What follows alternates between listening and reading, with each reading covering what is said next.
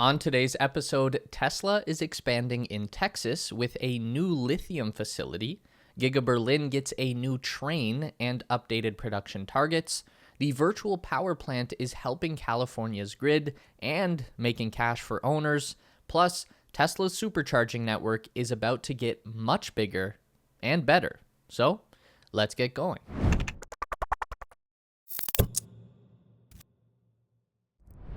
New reports are suggesting that Tesla will make another huge move into the state of Texas with a brand new lithium refining operation, the first of its kind in the United States. According to a report from Bloomberg News, Tesla has filed with Texas state officials for a battery-grade lithium hydroxide refining facility in Nueces County. This is a location on the Gulf Coast, just a little bit north of Elon's Starship rocket testing facility at Boca Chica.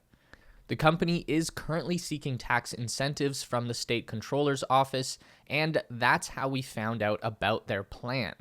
If built, Tesla told the state that the facility would process the raw ore material into a state suitable for battery production. The resulting lithium hydroxide it creates would be packaged and shipped by truck and rail to various Tesla battery manufacturing sites, supporting the necessary supply chain for large-scale and electric vehicle batteries. Tesla also said the facility will use a new refining process that they claim is innovative and designed to consume less hazardous reagents and create usable byproducts compared to the conventional process. And this is coming soon. According to the filing, construction could start before the end of this year, and the refinery would reach commercial production by the fourth quarter of 2024. So, obviously, this would be a huge deal, not just for Tesla, but for the United States as a whole.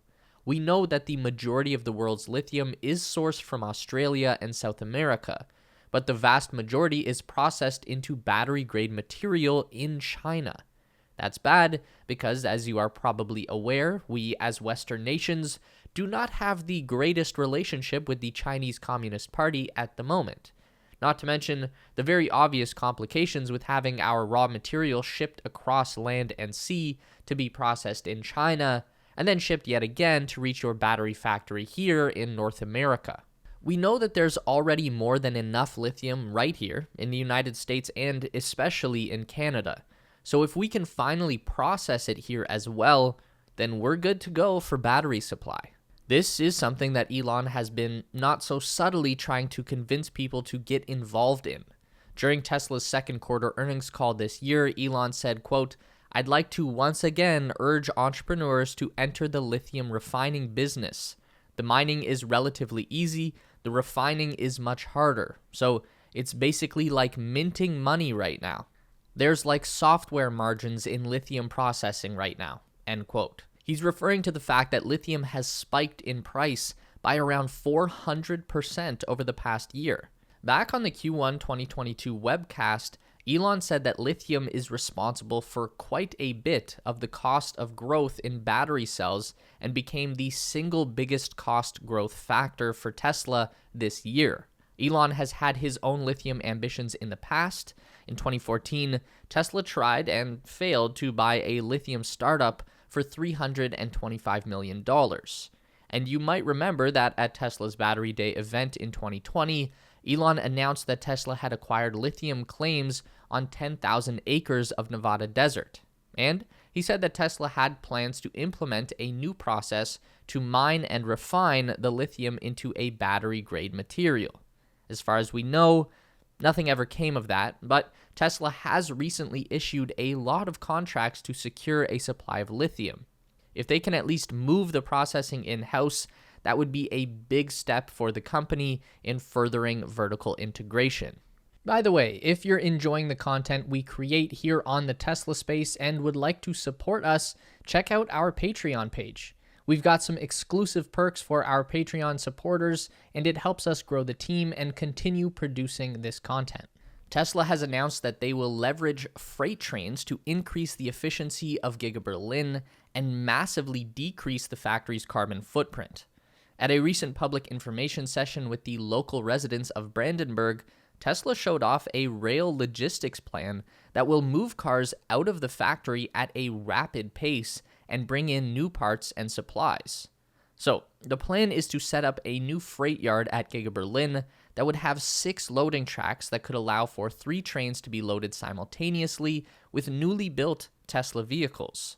The biggest advantage being that a train can carry 250 cars in one go, while a standard transport truck is limited to around 8. Tesla says that there can eventually be as many as 10 trains leaving Giga Berlin per day, sending off up to 2,500 cars to delivery centers across Europe with low CO2 emissions. According to Tesla's estimate, this new rail logistics concept would mean a 71% reduction in CO2 emissions on deliveries per year, or the equivalent of 29,000 tons of CO2.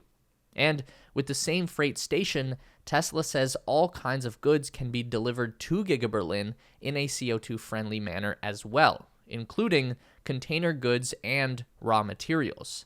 With 4 unloading tracks, up to 12 trains could arrive at Giga Berlin per day, and the company plans to build 2 cranes to assist with the work. Tesla says this method would result in a 53% reduction in CO2 emissions in receiving, or up to 40,000 tons per year. At the same event, Tesla revealed that they plan to reach a production rate of 5,000 cars per week at Giga Berlin by the first quarter of 2023. As the state of California experiences yet another period of energy instability, the Tesla Powerwall home battery is proving its worth, both to owners and their communities. As the state faces dangers from rolling blackouts caused by an extreme heat wave, Tesla's virtual power plant beta program has been coming online to lend support. Powerwall owners who opt into the VPP received a notification through their smartphone app last week that there would be an active power plant event. Basically, it tells the owner when the battery will automatically begin to charge up to full and then what time it will discharge back into the grid. The home battery will draw power when the overall demand is low at 9 a.m., and then it will discharge energy at the peak usage period from 5 p.m. to 8 p.m. In recent VPP events, Tesla Powerwalls have been able to provide the grid with over 20 megawatts of energy, or the equivalent of around 7 of the company's multi-million-dollar Megapack battery units. Of course, the Powerwall owners that participate in these virtual power plant events are compensated for the energy they provide. One user on Twitter named Mark Gilland posted that his Powerwalls have sent a total of 255 kilowatt hours of energy back into the grid during the current heat wave, which earned him $510 in 1 week.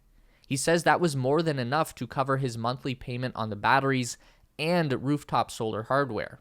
So, that's all great if you happen to be the lucky owner of a Powerwall system.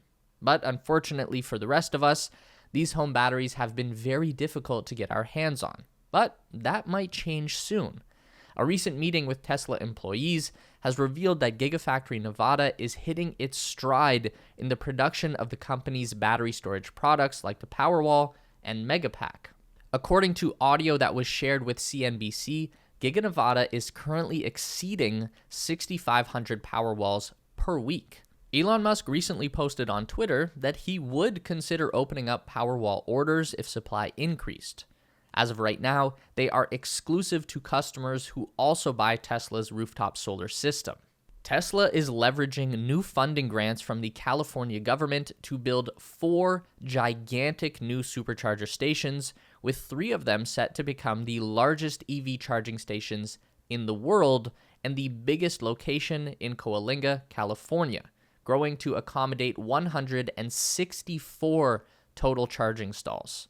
Tesla was able to secure massive funding at up to $1.6 million per project, thanks to California legislation that aims to accelerate the expansion of public charging. In exchange for the cash, Tesla does have to open up their charging network to all electric cars and provide CCS connection adapters for them as well, which, no big deal. California intends to pay for all of this by taxing rich folks.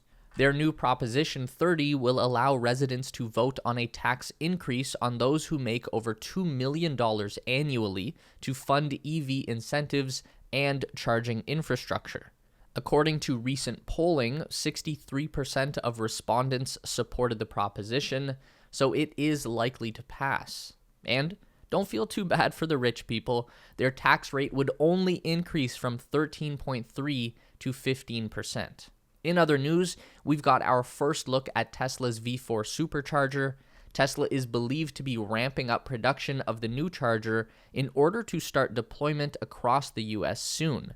The V4 is expected to feature a potential for a higher charge rate above 250 kilowatts and a solution to allow CCS charging for non-Tesla electric vehicles. Word on the street is that the first of the next generation charging stations will be built in Yuma County, Arizona.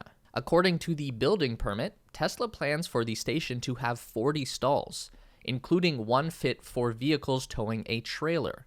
But even more interesting, Tesla plans to install 2 large solar arrays and a Megapack battery at the Supercharger V4 station. A single Megapack can hold enough energy to charge around 40 Tesla vehicles, and Tesla can use the battery system to cut peak demand at the station to avoid large demand charges, the same way as the virtual power plant that we talked about a minute ago. And of course, they can also use the solar array to charge the battery pack and significantly reduce the need to use grid energy. Obviously, the Southern American folks are getting all this new stuff first, as usual, but we're still pretty excited to see this roll out soon. Don't forget to give this video a thumbs up today if you liked it. That is so important for getting our content out to more people. If you enjoy the content, then you'd probably also enjoy our weekly newsletter, so sign up with the link down below at theteslaspace.com. A huge thank you to all of our Patreon supporters who are listed on the screen now. You help us make the best content we can, and we really appreciate it. Thanks for watching, and we'll see you in the next one.